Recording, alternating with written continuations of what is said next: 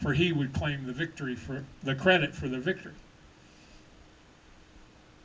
Only one thing happened: they didn't win. They lost. We all lost. And now we are here because grown men and women acted like jealous children. But it is time to cease acting like children. Because of our own failures, it is time to stand up and act like adults. This is not a game with no consequences and merely played for points. This is deadly serious. It's as serious as it gets. And as my friend David Codrea says, it is a time for any chair in a bar fight, regardless of who gets the credit afterwards.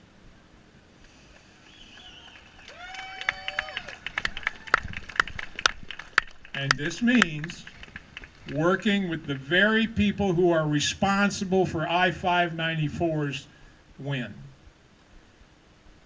The fact that we are here today, armed, pointing out that I594 is trumped, is negated by the law of unintended consequences, does not mean that the political fight is over. Folks, it's just getting started. We need the NRAs and the Gottliebs of this state to put away their petty jealousies and to fight, really fight, not to make deals that compromise essential liberty. We need them to work together. But we are here today to remind them and to remind the enemies of liberty in this state that if they fail, there are always Second Amendment remedies. Yeah. And if that scares them, if they are made uncomfortable by that, if they continue to bicker like children and play the pragmatic game, trying to be liked by the press and understood by their enemies, they should understand that there is always us, eternally us, the resistance army of the Founders Republic. Yeah. Woo! And like that determined minority of colonists, that original 3% who fought the forces of the greatest empire on the planet to a standstill, we will not be intimidated, we will not compromise, we will not back down, and we will be heard one way or the other. Yeah!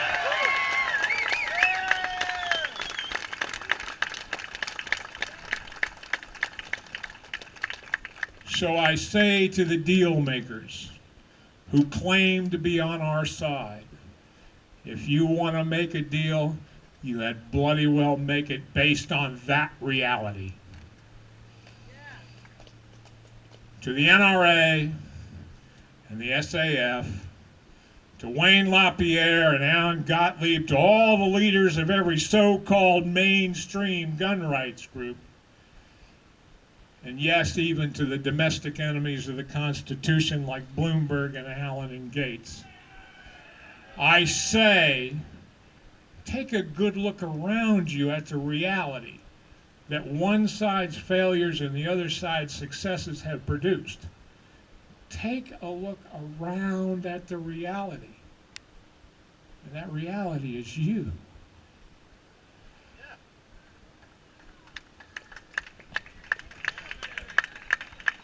And when they have done so, when they have looked around and seen which way the wind is now blowing, I would quote these lines from that most underappreciated American philosopher, Frank Zappa. Do you love it? Do you hate it? There it is, the way you made it.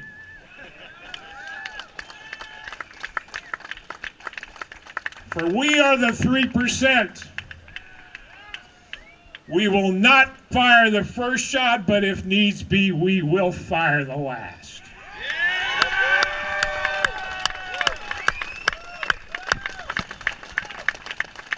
We will not target innocents like the militarized police units that will be dispatched to the doors of our homes in furtherance of I-594.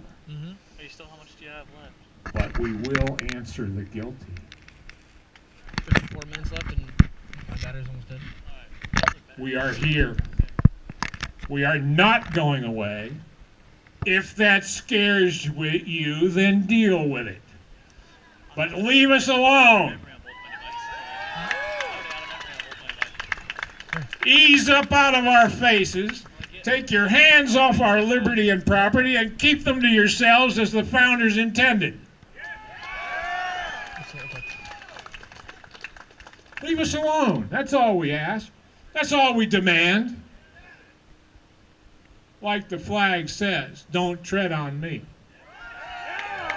Don't tread on us. And to all of you resistance fighters here today, I say emulate your fellow soldiers of liberty in Connecticut and elsewhere who are also behind enemy lines. Be watchful. Be patient. Fight the political fight. Think and act out.